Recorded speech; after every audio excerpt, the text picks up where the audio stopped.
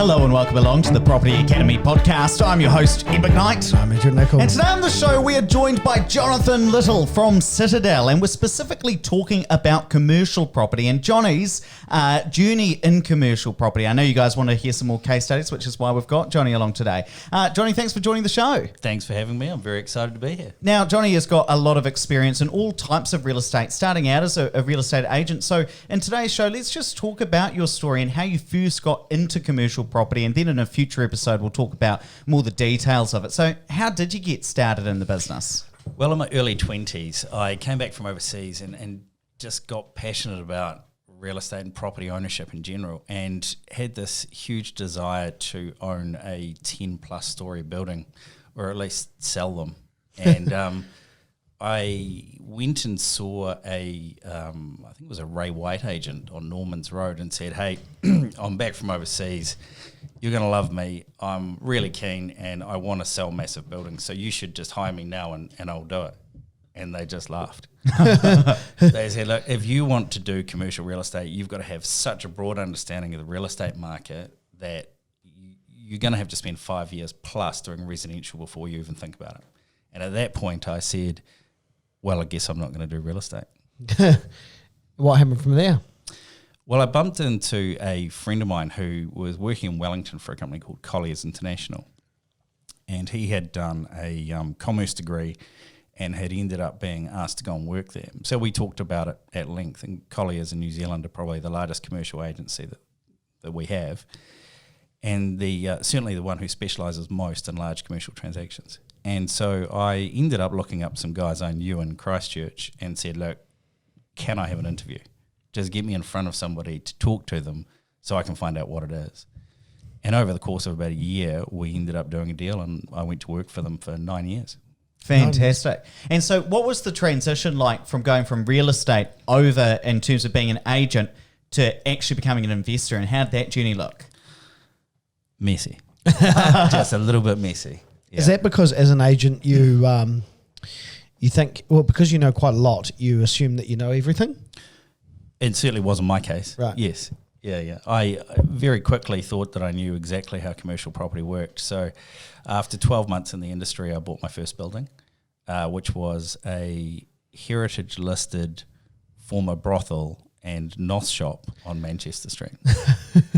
So a NOS shop is it one of those places where you suck down on NOS balloons and pass out on a couch, right? You're telling me. I've only heard of it. I've never actually been So to it. why is it that you ended up, that you decided that would make a good investment, and how did it pan out? I applied all of the wrong measures to the property. I liked it personally. It was attractive. I could see it could be converted to an apartment and retail.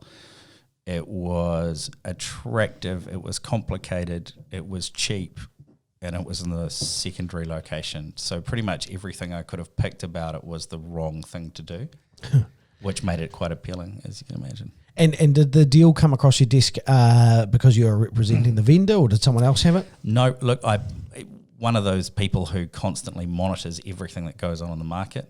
Every day I wake up, I look through everything in Trade Me in Christchurch and Auckland and Wellington and figure out what's going on. The building had sat for a long time for sale for probably too much, and it just wore me down by existing. And what are you looking for when you're looking through the Trade Me and the listings every day? What's going to catch your eye? Look, I look for stuff which is value add now, where there's an opportunity where, for example, a building might have expired leases, might need retrospective seismic upgrading, it might need restructuring, it might need some demolition improvement, or it might need a lick of paint. You just never know. That's why you look at everything. Fantastic. Now let's go back to the knock shop that we were just talking about. So that was back in 2007, 2008. And something happened the next year? Yeah, you mentioned before off the air that it was a bit of a perfect storm. So what happened over the next kind of 10 years with that property? Well, we settled it in 2008, thinking that we'd go in and do a quick flick. This was the first occasion I'd bought a property, not quite sight unseen, but certainly without conducting what you would call due diligence of any kind. I just thought I could do it, and had some money, and so just launched into it. Probably 3 months after settlement, the GFC hit, And the bank called me and said, hey, Jonathan. I said, yeah. He said, hey, look, we've just changed our LVR policy and we need you to tip in just a little bit more cash. How much? I said, okay, that's cool. They said, look, could you just put in another 100,000? And I said, yeah, no problem. Look, can you see my accounts there at the moment? They said, yep, yeah, we can. So great. Oh, we'll just take the 100 out of the account with it. They said, oh, that's the problem. We can't see an account with 100,000 in it. I said, oh, that's because there isn't one. How did they take that? Not lying down. So this is one of the things that maybe people don't understand about the difference between residential and commercial. So post-COVID, I know that Johnny's had a lot of meetings with the banks talking through how COVID's affecting their tenants, including us, because we rent our head office from Johnny in Christchurch, and they are much more involved with where you sit on a day-to-day basis compared to residential, where if the mortgage is paid, they really kind of leave you to your own devices until you borrow more money, right? Very much so. Yeah, I mean, the banks are always interested in how the tenant's performing and how their covenant is holding up, how your own personal borrowings are holding up, how the valuation stacks up on an annual basis potentially if the market's tough, and they're looking at opportunity. How are you managing your costs? How are you managing your OPEX? Is the building up to code, warrant, and all that? There's a lot of things that do go into it, and their analysis of a property. So when you couldn't pay the 100K, what was the step from there? Well, like most banks, they suggested that it might be an idea for me to sell some of my other property. Right. Which at 2008, probably not an ideal time to be selling off much in the way of assets. No, it was fair to say that through the work that my wife and I had done over the previous 5 years, we went backwards and lost 4 years worth of gains. Wow. Yeah. And is that what 3 happened? months. You had to sell a couple of your properties in order to tip that into the commercial? We did, yeah.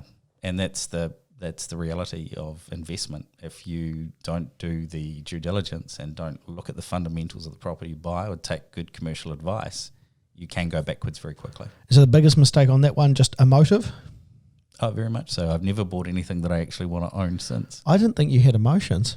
It's a common misconception, yeah. And so what's happened since then, Johnny?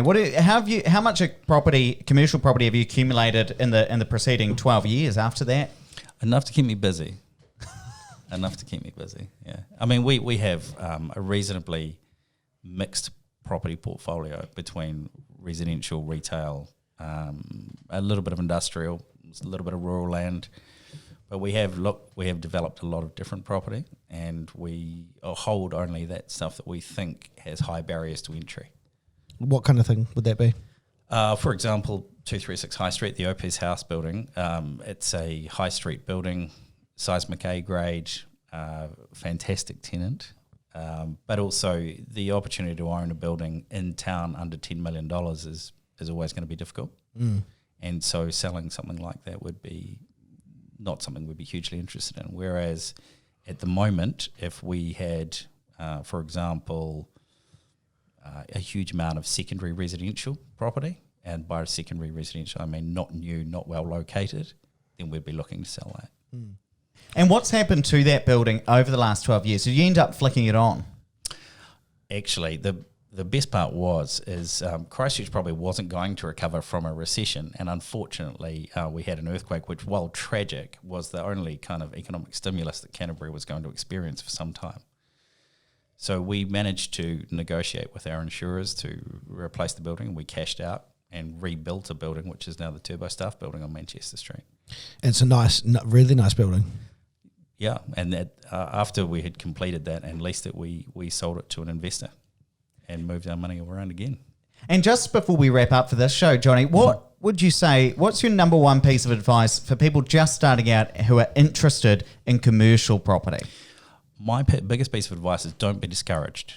Most people who will say, don't go into commercial, it's too risky, it's too hard, simply don't understand it. Commercial property can be very rewarding, but like anything that's really, really rewarding, it's complex. It takes effort. You've got to seek advice, listen to it, follow a process, and do it properly. And do you think that your success has come from just experience and doing it and buying knock shops and having them fall down in earthquakes? Has that been how you've been come to be successful now, or has it been from getting some better advice?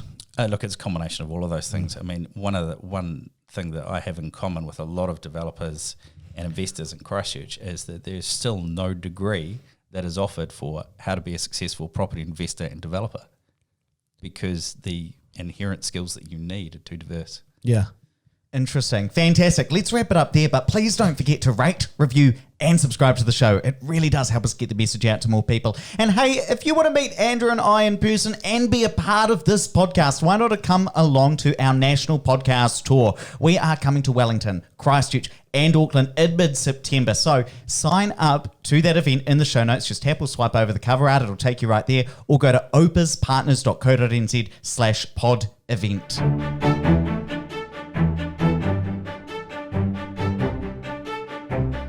Thanks for listening to the Property Academy podcast. I'm your host, Ed McKnight. And I'm Andrew Nicol. And we're going to be back again tomorrow with even more daily strategies, tactics, and insights to help you get the most out of the New Zealand property market. Until next time.